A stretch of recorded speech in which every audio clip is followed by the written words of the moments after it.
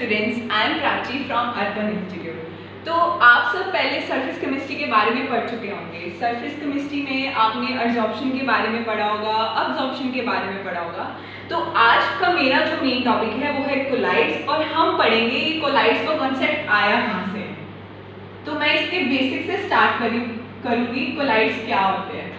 सबसे पहले बात करें कि कोलाइड्स की जो टर्म है वो किसने दी थी। तो थॉमस ग्रैम नाम के एक साइंटिस्ट थे हमारे, जिन्होंने हमें ये पूरा कॉन्सेप्ट समझाने में हेल्प करा था। मतलब थॉमस ग्रैम ने क्या है, पूरे कोलाइडल कॉन्सेप्ट को समझाने में हेल्प करी थी। उन्होंने कहा कि हमारे पास ना एक सेलोफोन पेपर होता है, सेलोफोन पेपर होता है, उसको यूज करके उन्होंने इस कॉन्सेप्ट को प्रूव करा था।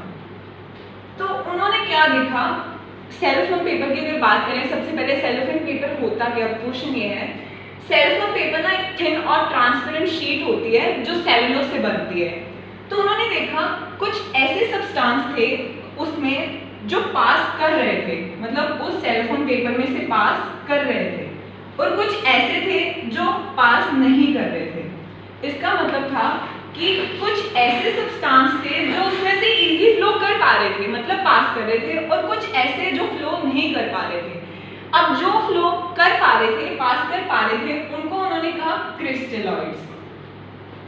उनको उन्होंने क्या कहा, क्रिस्टलॉइड्स। और जो नहीं पास कर पा रहे थे उनको उन्होंने टर्म दी कोलाइड्स। तो इससे उन्होंने क्या कंक्लूड करा, जो पास कर रहे हैं वो क्रिस्टलॉइड, जो नहीं कर रहे कोलाइड्स। लेकिन अभी क्वेश्चन तो वही रहा कि कोलाइड्स आखिर होते क्या हैं, कि वो जो पास नहीं कर पाता वो कोलाइड्स है, लेकिन कोलाइड्स की असली जो फीचर्स हैं वो क्या होते हैं। तो उन्होंने डिफाइन करा, जो कोलाइड्स है ना वो एक ऐसे सब्सटेंसेस हैं जिनके पार्टिकल का साइज क्या है, बड़ा है, जिनके पार्टिकल का साइज काफी ज्यादा बड़ा है, और ज्यादा बड़ा होने के कारण ही वो सेलोफोन पेपर से पास नहीं कर पाते। लेट्स से अगर हम एक एग्जांपल लेते हैं, अभी अगर हम NaCl और H2 की एग्जांपल लें, मतलब NaCl को अगर हम H2 में डिसॉल्व करें तो देखते हैं NaCl को जो पार्टिकल्स का साइज है वो काफी छोटा है और वो सेलोफोन पेपर से पास कर रहे हैं। अगर हम इसी जगह पे कुछ और ले लेते, जैसे ग्लू ले लेते, प्रोटीन ले लेते, या फिर स्टार्च ले लेते, ऐसी चीजें ले लेते जिनके पार्टिकल का साइज बड़ा होता है और ये क्या है, सेलोफोन पेपर से पास नहीं कर पाती, तो इसलिए इन सबको हम क्या कहते हैं कि ये क्या है, कोलाइड्स है। अब क्या है, जो कोलाइड्स वर्ड है ना वो एक ग्रीक वर्ड से आया है। ग्रीक वर्ड का कौन से वर्ड से आया है, कोला वर्ड से। कोलाइड्स जो है वो एक ग्रीक वर्ड से आया है, कोला, और कोला का मतलब क्या है, ग्लू। तो हम कोलाइड्स की डेफिनेशन में ये कह सकते हैं कि colloids are glue like substance in which the particle size is large, due to that they cannot pass easily through the cellophane paper। और इस सिंपल फंडे से हमें थॉमस ग्रैम ने ये सारा कॉन्सेप्ट समझाया कि आखिर कोलाइड्स होते क्या हैं। अभी जो दूसरा पॉइंट है मैं इसके बारे में समझाना चाहती हूँ, और उसके लिए मैं एक एग्जांपल लेना चाहती हूँ। अभी हमने NaCl के बारे में पढ़ा था, जिसको हमने वाटर में डिसॉल्व करा था। हमने देखा जब NaCl को H2O में डिसॉल्व करा तो वो क्या है, सेलोफोन पेपर में से पास कर रहे हैं। और अगर हम इस H2O की जगह पे NaCl को किसी ऑर्गेनिक सॉल्वेंट में डाल देते, ऑर्गेनिक सॉल्वेंट में अगर इसको डिसॉल्व कर देते, तो उन्होंने क्या देखा, सेलोफोन पेपर्स में से पास नहीं कर रहा था। तो इससे क्या मेरा पॉइंट है कि ये जो अभी यहाँ जब वो सेलोफोन पेपर से पास कर रहा था तो किसकी तरह एक्ट कर रहा है, क्रिस्टलॉइड की तरह, और जब वो नहीं कर रहा तो किसकी तरह एक्ट कर रहा है, कोलाइड की तरह। तो कोई चीज, मेरा पॉइंट ये है कि कोई चीज जो कोलाइड है वो कोलाइड ही रहेगी, ये इंपॉर्टेंट नहीं है। वो डिपेंड करता है कि वो किस तरह एक्ट करेगा, वो डिपेंड करता है सॉल्वेंट फैक्टर पे। कोई चीज कैसे एक्ट करेगी वो डिपेंड करता है सॉल्वेंट फैक्टर पे। हम किस तरह के सॉल्वेंट में उसको डिसॉल्व कर रहे हैं ना, वो उस पर डिपेंड करता है कि वो सब्सटेंस क्रिस्टलॉइड की तरह एक्ट करेगा या कोलाइड की तरह एक्ट करेगा। तो हम ये कह सकते हैं कोलाइड एक ऐसी स्टेट है जो चेंज होती रहती है, एक स्टेट है दैट कीप्स ऑन चेंजिंग, जो चेंज होती रहती है और डिपेंड किस पे करती है, that keeps changing and depend करती है साइज पे, सॉल्वेंट पे। डिपेंड्स ऑन सॉल्वेंट, किस तरह के सॉल्वेंट पे हम उसको डिसॉल्व कर रहे हैं वो उस पर डिपेंड करती है। अभी जैसे स्टेन्स ऑफ राइस के बारे में आपने सुना होगा। स्टेन्स ऑफ राइस क्या होते हैं, जैसे जब हम जैसे कुछ डाइट कॉन्शियस लोग होते हैं वो क्या करते हैं, जब राइस को बॉईल करते हैं वो थोड़े ज़्यादा पानी में बॉईल करते हैं और जब वो बॉईल हो जाते हैं तो उसको छन्नी में छान कर ना पानी अलग कर देते हैं और राइस को अलग रख लेते हैं। तो वो क्या होता है, जब पानी पड़ा रहता है तो वो थिक हो जाता है और वो थिक होने की वजह से कोलाइड बन जाता है और वो सेलोफोन पेपर में से पास नहीं कर पाता। क्यों? क्योंकि उसमें जो पार्टिकल के साइज है वो बड़ा हो जाता है। अभी क्या है, अभी हमने स्टेन्स ऑफ राइस के बारे में जब पढ़ा तो क्या हुआ, जो कोलाइड्स थे वो अभी किस पे डिपेंड कर रहे हैं, साइज पे। पहले हमने पढ़ा सॉल्वेंट पे डिपेंड कर रहा है कि उसकी स्टेट क्या रहेगी, वो सॉल्वेंट पे डिपेंड कर रही है। अभी उसका जो फैक्टर है वो डिपेंड कर रहा है ऑन साइज। तो साइज पे डिपेंड करने वाले तो कितने सोल्यूशन है और कोलाइड्स भी उनमें से एक है।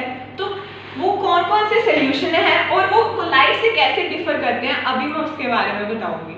तो जो अभी जो सोल्यूशंस हैं वो 3 तरह के हैं जो साइज के बेसिस पे डिपेंड करते हैं। अभी हमने पढ़ा जो सोल्यूशंस हैं वो साइज पे डिपेंड करते हैं और साइज के बेसिस पे हमने सोल्यूशन को 3 टाइप्स में क्लासिफाई करा है। तो सबसे पहली टाइप है ट्रू सोल्यूशन, फिर कोलाइडल सोल्यूशन और फिर आता है सस्पेंशन। जो ट्रू सोल्यूशन है उसके पार्टिकल का जो साइज है वो काफी छोटा होता है, मतलब कह सकते हैं लेस देन 1 नैनोमीटर। और जो सस्पेंशन है उसके पार्टिकल का साइज काफी ज्यादा बड़ा होता है, can be more than 1000 nanometre.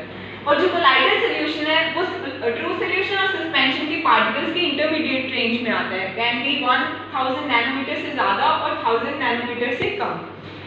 और फिर आती है नेचर कैसी सोल्यूशन की। अब क्या है, जो ट्रू सोल्यूशन है उसमें पार्टिकल रीडली मिक्स हो जाते हैं तो उसकी नेचर कैसी रहेगी, होमोजीनियस। और सस्पेंशन के तो पार्टिकल इतने बड़े होते हैं कि उसमें होमोजीनियस की बात ही नहीं बचती, तो वो होते हैं हेट्रोजीनियस। और कोलाइडल सोल्यूशन में क्या है, अभी वो दिखने में होमोजीनियस होते हैं लेकिन एक्चुअल में क्या है, हेट्रोजीनियस। तो seems homogeneous but actually heterogeneous. अब आते हैं कि ये फिल्टर पेपर से पास कर सकते हैं नहीं। जो ट्रू सोल्यूशन है जैसे हमने पढ़ा कि उसके पार्टिकल का साइज काफी छोटा है तो वो फिल्टर पेपर से भी पास कर लेते हैं और पार्चमेंट मेम्ब्रेन से भी। Parchment membrane is a kind of animal membrane, जैसे सेलुलर मेम्ब्रेन्स होती हैं। और जो कोलाइडल सोल्यूशन है वो है फिल्टर पेपर से पास कर सकता है लेकिन पार्चमेंट मेम्ब्रेन से नहीं, क्योंकि इसके पार्टिकल का साइज ट्रू सोल्यूशन से तो बड़ा है। और सस्पेंशन की बात करें तो उसके पार्टिकल का साइज इतना बड़ा, ना ही वो फिल्टर पेपर से पास कर सकते हैं और ना ही पार्चमेंट मेम्ब्रेन से। और फिर आती है विजिबिलिटी की। जो ट्रू सोल्यूशन है उसके पार्टिकल का साइज बहुत स्मॉल है तो वो ना ही नेक्ड आई से देख सकते हैं और ना ही माइक्रोस्कोप से। कोलाइडल सोल्यूशन अपने साइज की वजह से नेक्ड आई से नहीं देख सकता लेकिन माइक्रोस्कोप से हम उसे देख सकते हैं। और सस्पेंशन है जो पार्टिकल का साइज ही बहुत बड़ा है तो वो नेक्ड आई से देख सकते हैं। अब आती है बात एग्जाम्पल की। एग्जाम्पल ले सकते हैं जैसे ट्रू सोल्यूशन, अगर हम किसी नमक को पानी में मिक्स करते हैं तो सॉल्ट इन वाटर हो सकता है, ना ही हमें उसके पार्टिकल्स दिखते हैं और हम उसको इजीली क्या है फिल्टर पेपर से पास भी कर सकते हैं और होमोजेनियस दिखता है। और क्रीम और मिल्क की एग्जांपल लेते हैं कोलाइडल सोल्यूशन में। अब जो क्रीम और मिल्क है वो हमें दिखने में होमो जैसे होते हैं, भी पूरा मिक्स है, लेकिन वो क्या है एक्चुअली हेट्रोजीनियस होते हैं और वो इजीली पास फिल्टर पेपर से कर रहे हैं लेकिन पार्चमेंट मेम्ब्रेन से नहीं। और सस्पेंशन में अगर एग्जांपल ले रहे हैं तो सैंड इन वाटर, अगर मिट्टी को पानी में मिलाएंगे तो हमें मिट्टी दिखती है और हेट्रोजीनियस, ऐसा लगता है कि वो बाद में क्या नीचे सेटल डाउन कर जाती है तो वो क्या हेट्रोजीनियस और फिल्टर पेपर से पास नहीं कर सकती। अगर करेंगे तो वो फिल्टर पेपर के ऊपर रह जाएगी। तो ये था सोल्यूशन को 3 टाइप्स के क्लासिफिकेशन कैसे करा गया है। अभी जो क्या है हमने जैसे सोल्यूशन में पढ़ा था कि सोल्यूट और सॉल्वेंट होते हैं, तो जो कोलाइडल सोल्यूशन है उसके भी 2 फेस होते हैं। कोलाइडल सोल्यूशन के जो 2 फेसेस के बारे में हम बात करेंगे वो होते हैं डिस्पर्स्ड फेस और डिस्पर्जन मीडियम। वो बिल्कुल सोल्यूशन के सोल्यूट और सॉल्वेंट की तरह एक्ट करते हैं कोलाइडल सोल्यूशन के लिए। कोलाइडल सोल्यूशन के 2 फेस हैं, dispersed phase and dispersion medium.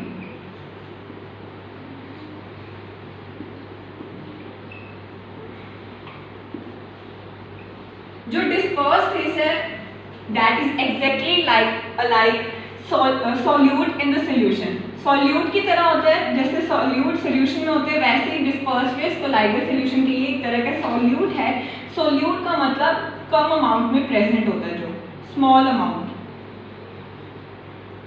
और जो डिस्पर्शन मीडियम है वो सॉल्वेंट की तरह एक्ट करता है कोलाइडल सोल्यूशन के लिए। सॉल्वेंट से मतलब जो लार्ज अमाउंट में प्रेजेंट होता है सोल्यूशन में।